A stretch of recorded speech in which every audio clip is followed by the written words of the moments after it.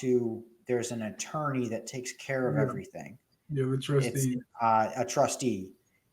The bank doesn't give a shit. They'll like, we'll take it to, it's whatever the trustee says. So the trustee gets paid. It is. So it's so funny that you say that because in my experience has always been a little bit different, right? One thing that I say, because I've postponed 3 auctions so far, and something that I always tell people is like, the trustee is working for that mortgage company.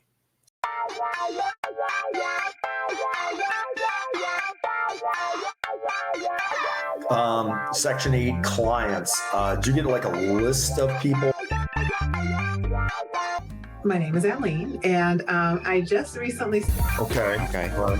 So think about your workflow. Again, I don't know how to do it.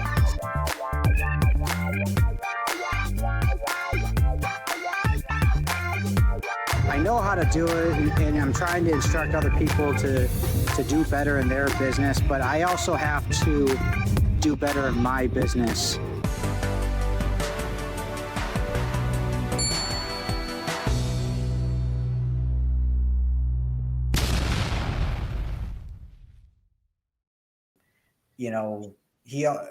So Miss Tammy B says, what is that one thing not to say to a buyer when you are looking to build a buyer's list? Tammy, that's a good question. And you can kind of go at it a couple of different ways. I've heard a lot of people say, don't mention that you're a wholesaler. But I think mentioning that you're a wholesaler is to your advantage. Let that buyer know, like, hey, I'm actively looking for properties. So tell me what you're looking for. And if I find something, I want to bring it to you. The one thing that you probably shouldn't say is you don't want to come off as cocky as if you know what you're doing. Because these buyers, they like having their ego stroked a little bit, right? So you want to come to them like, hey, I want to help you. So this is what I'm doing, and I want to bring value to you. So it's not what you shouldn't say, but just always bring value to them, because they like to be in a position of power kind of, and they want you to be able to help them out, if that makes sense. 100%. And actually, I want to add to that is I would actually say there's not one thing not to say. You say everything to them, but you have to add this to them. You let every buyer know that, hey, if I send you a deal and it does not work for you, okay, please don't feel offended. I want your feedback. Okay. You might not get the deal. Okay. But the thing is that you want all that feedback, because that tells you, if enough buyers are telling you the exact same thing, that tells you where the market's at. That's how you get your idea on what's the market. And say you're at $100,000 on a property. We're just using round numbers, for example. Yeah. And they're like, listen, I'm only going to be able to be at 80 because of X, Y, Z, things like that. Well, listen, you can't sell it to anybody else. Nothing's happening. You go back to the seller and say, hey, because of X, Y, Z, we need to get a price reduction. I can probably get this down. If we can meet at 70 or 75, if you just want to be able to make $5,000, whatever your profit is, then we can close within 2 weeks. Now you go back to that buyer that gave you that option, that price, and say, if we close this right here at that 80, how about it? Right now, we closing, great. And I've had that happen to me. So I always want feedback. Yeah, just to bounce off that, feedback from your buyers is so important, because they're the eyes. They're the one. It's their money, right? They're the one with the money. You're just negotiating the deal. So what they say is vitally important.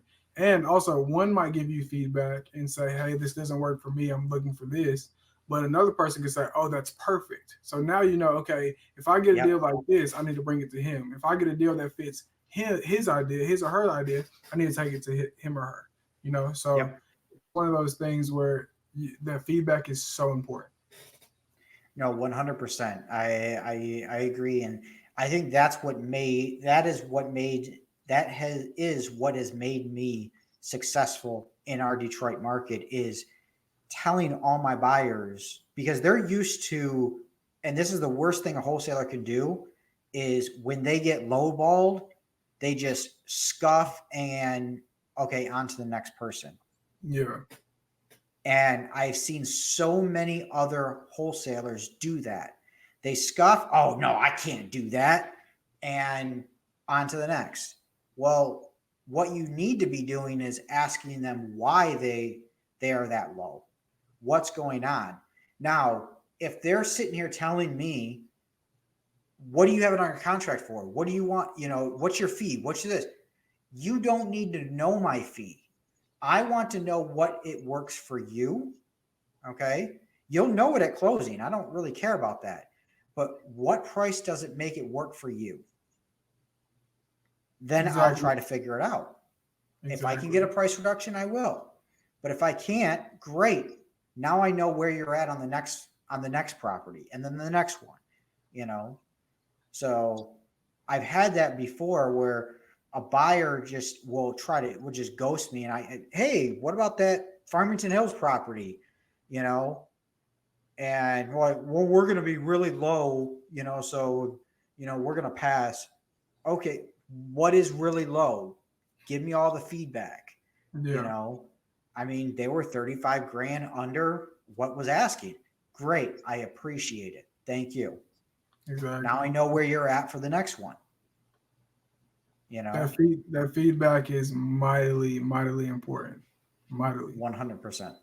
So, what difficult situations that you came up with in your time as being a wholesaler that you learned from? Because obviously we don't learn from just all the wins. We learn from those losses. We learn from those difficult times. We learn from all the, the close calls, things like that. So what is say a hard deal or something that you learned a lot from? So I've had 3 separate occasions where it's been like, wow, welcome to the real estate game. The first one was I was still looking for my first deal. I finally got, it was funny. So 2 weeks prior, I called this lady and she's like, yeah, I'm never selling my house. Get off the phone. Bye. So I just chopped her up like, okay, I don't really want to talk to her anymore. She called me 6 days before the auction on a Thursday and was like, hey, is there a way that you can save my house? Now, I was brand new. So I'm like, yeah, I can't make any promises, but I'll try my best. So I had, and this was on Thursday. So I spent that Friday trying to find a buyer, and which I did. That Saturday and Sunday, you can't do anything with foreclosures. So I had to wait till that Monday. Mm-hmm. I meet 2 buyers at the property and they're like bidding back and forth in my face. Now I'm brand new, so I have no idea how this situation is going to go or anything. You're right. Right. And one of them's like, look, I'll give you $20,000 right now if I can get this property. Now, being a brand new wholesaler, $20,000, I was like, wow, like, where do I sign? Let's sign right now. Right. And the other lady was like, we can match that and potentially give you more. We just have to get in and look at it. And again, I was brand new. I was like, look, I have to go with him who's ready to sign right now because the auction's coming up and he's a sure thing. And I don't know about you. So I went with him, but of course, I didn't have my contract. Like, he was ready to sign, but I didn't have it printed out. I only had it on DocuSign. I bring my computer. My computer's dead. Completely unprofessional. My first. Yeah. So he took me over to a title company, had him sign everything, and he was like, "Hey, the auction's on Tuesday. On Wednesday. I just need this lady to sign a quit claim deed over to me, and then I'll reinstate the loan so it doesn't foreclose." So I'm like, "Okay, cool. I can make that happen." Well, I was like, I live 2 hours away from that property, so I drove back home, and I was like, "I'll just hire a mobile notary to go out there." Now fast forward, they had no mobile notary, so I was like, let me just drive down there. But then the buyer was like, "Oh, don't worry about it. We'll get it handled." So I'm like, okay. So now this is the day of the auction, and we still don't have a quit claim deed signed. Right. So I send a mobile notary out there, and the mobile notary gets in a car accident on the way there. So the quitclaim deed never gets signed. The property forecloses on the doorhouse steps, and I don't get $20,000. And Wow. fortunately, this lady trusts me to keep her house, and it ended up foreclosing anyways. I felt terrible for basically trying my best, but I couldn't make it happen. And then Yep. also that was my first deal. That was a good sum of money, and that just kind of poofed. So that was my first big learning experience, and I've had some from there as well. So here's the kicker is did you learn what you could have done differently in order to, besides the quitclaim deed, because in my opinion, a quitclaim deed, that's the wrong way to go. Really? Yeah. So, because I was about to say, I'd love to hear your thoughts on that, because when you asked, what did you learn? Quitclaim deeds, the foreclosures that I've done since, quitclaim deed has always been the way that I've gone about it, and it's always worked. So what is your opinion on that? So I don't know state of Tennessee very well, so I can't go by that. I only can go by what Michigan says. A lot of times you can go to the bank, and what happens is you say, hey, I have a purchase and sale agreement. They'll hold the foreclosure. They'll stop the foreclosure for, say, 30 days. Yeah. Okay. Yeah. Now, if you've done that multiple times, then they're like, no. Okay. A second option is you can have the homeowner can go and file for bankruptcy. Yeah. Yeah. They have 30 days to take it back and not follow through. Yep. But that stops the foreclosure right there. Yeah. Okay, at least pauses it. Absolutely. Okay, until you can close on the property. See, now is Tennessee a title state or an attorney state? Title state. Okay, so it's the same thing as Michigan. Michigan's a title state. Yeah. So a lot of these things your title company should know about as well. So because they're dealing with a lot of that. Absolutely. So so back to what you said, I was on the phone with their mortgage company trying my hardest to get it postponed. Yeah. But since it was so close to the date, they were like, yeah, we can't do anything about it. I think if I had more experience and I knew the right things to say and the right buttons to press, I think I could have got it postponed. But I was brand new and I didn't. Now, bankruptcy, I didn't even know about that when I was doing this deal. Yeah. Right now, I would absolutely would have had her do that. But I just, again, I was brand new, didn't really know anything. So that was a situation that got by me. So that's the thing is another thing is when you deal with a bank that's so close, you don't want to talk to the bank. You want to talk to, there's an attorney that takes care of everything. Yeah, the trustee. It's a trustee. The bank doesn't give a shit. They'll we'll take it to, it's whatever the trustee says. So the trustee gets paid. It is. So it's so funny that you say that because in my experience has always been a little bit different, right? One thing that I say, because I've postponed 3 auctions so far, and something that I always tell people is the trustee is working for that mortgage company. So it's just like if I was working for you, I'm going to do whatever you say. So in my experience, that trustee is just doing whatever that mortgage company says. So if that mortgage company is like, yeah, no, we don't want to work with you, then the trustee's like, there's nothing we can do. So again, we're in 2 different markets, so it could be different. But the 3 that I've dealt with, the trustees are like, we'll send you the reinstatement and the payoff, but other than that, we can't do anything. It's always been the mortgage company. Got it. Yeah, sometimes what they'll do is the trustee will, a lot of times the mortgage company, they have so many on their bank, they don't really want to talk about it. So they just whatever the trustee says. So they'll always go by usually what the trustee recommends. Okay. So it's always a good thing to have a good relationship with those trustees. Absolutely. Have you ever requested a SPOC, like a special point of contact, through a mortgage company? I have not. No. So every time I call, I immediately first call ask for the special point of contact, and that's the one person who you can talk to. They'll give you their direct line. That's the one person you can talk to throughout the whole entire foreclosure. Which, when I first started, I was talking to a billion different people, having to re-explain myself every time. But once I found out, let's ask for a SPOC, a special point of contact, I'm going to go through them every time. So it's helped out the process completely. That's awesome. Yeah. So now, do some of these go for, have you gone to the auctions themselves? Like, how does Tennessee work as far as auctions go? With foreclosures or even tax auctions, things like that. Yeah. So I haven't been to the auction myself. In the state of Tennessee, they have to publish a auction in the newspaper 3 times before it can actually be auctioned off. So on this Tennessee public notice website that I was telling you about, that notice goes out to the homeowner, but it also gets uploaded to this website. So it has the address of the home, it has the auction date, everything. So I just pull that address from that and then call the owner directly and try to buy the home before it gets auctioned off.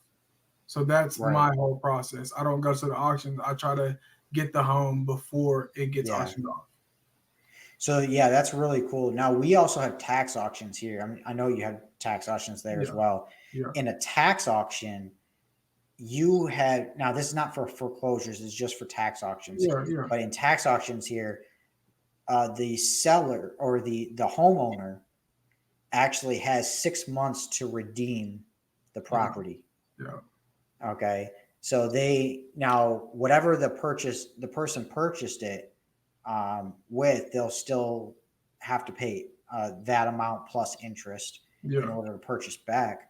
But the problem is that you never know whether you're going to get the house. You got to wait 6 months. That money's tied up, and it's just, you don't know what the condition of the property is going to be.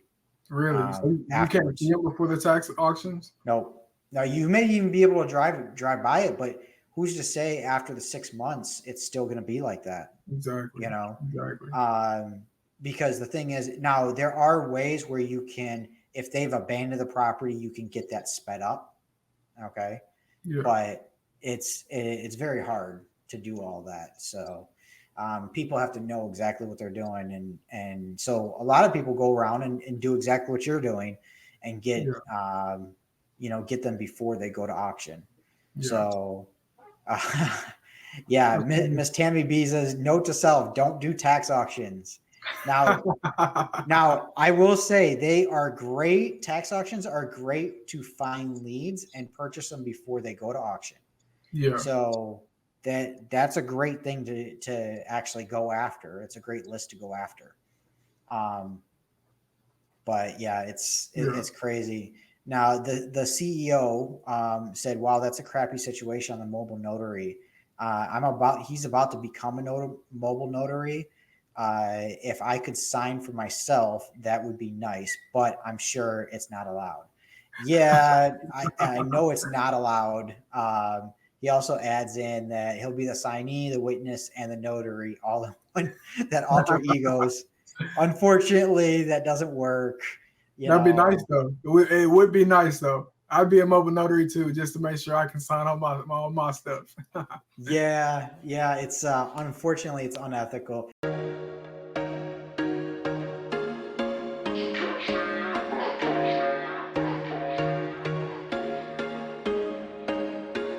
There was once a day that I would pray for you. I'd go and misbehave just so you'd notice too. Sneaking looks up and down from across the room. And damn, what a hell of a view. I